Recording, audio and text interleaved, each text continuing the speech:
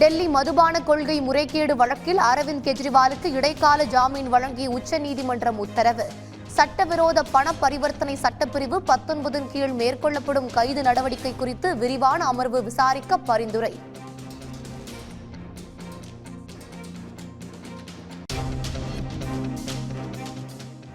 தமிழ்நாட்டில் பதற்றத்தை ஏற்படுத்தி சட்டம் ஒழுங்கை சீர்குலைக்க பாஜக முயற்சிப்பதாக தொல் திருமாவளவன் குற்றச்சாட்டு.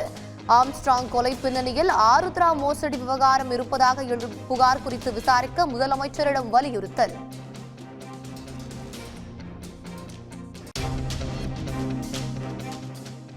கலைஞர் குறித்து அவதூறு பேசிய சீமானுக்கு அமைச்சர் கீதா ஜீவன் கண்டனம். சாதி மதத்தின் பெயரால் தமிழ்நாட்டில் சட்டம் ஒழுங்கை சீர்குலைக்க முயற்சிப்பதாகவும் குற்றச்சாட்டு.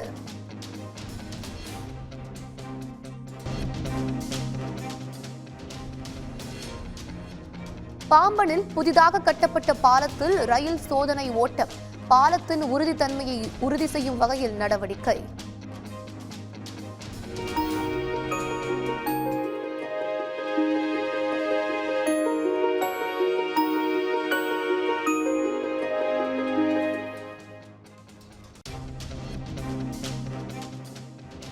ஈரோடு மாவட்டத்தில் பாசனத்திற்காக காலிங்கராயன் அணைக்கட்டிலிருந்து நீர் திறப்பு.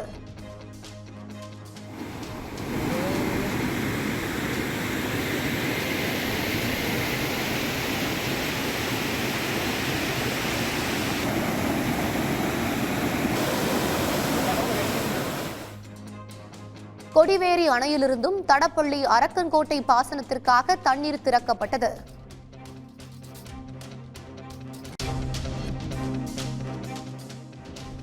திண்டுக்கல் எலுமிச்சை பழம் 50 கிலோ எடை கொண்ட மூட்டை 4000 ரூபாய்க்கு விற்பனை.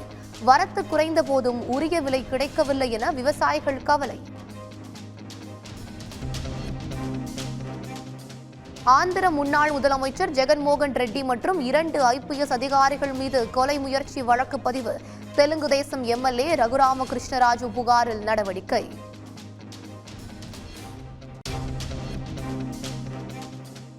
கேரள மாநிலம் விழுஞ்சம் துறைமுகம் வந்தடைந்தது முதல் பிரம்மாண்ட சரக்கு கப்பல். 1000 கண்டெய்னர்களை ஏற்றிச் செல்லும் திறன் வாய்ந்த கப்பல்.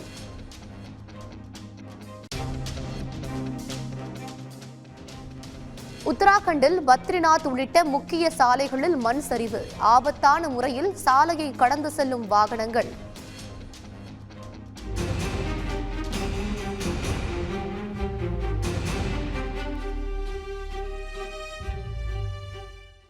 உடனுக்குடன் செய்திகளை தெரிந்து கொள்ள சன் நியூஸ் பெல் ஐகானை கிளிக் பண்ணுங்க.